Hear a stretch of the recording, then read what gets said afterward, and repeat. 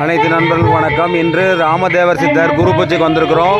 நாளை காலையில் பார்த்தீங்கன்னா மேலே ராமதேவர் சித்தருடைய ஜீவசமாதிக்கு போவோம். மேலே பாருங்கள், அழகர் மலையில் இருக்கக்கூடிய உச்சியில் இருக்கக்கூடிய சித்தருடைய இதுதான் அந்த சமாதி. சொல்லக்கூடியதை திரும்ப எல்லாரும் ஒரு மனதா சொல்லுங்க.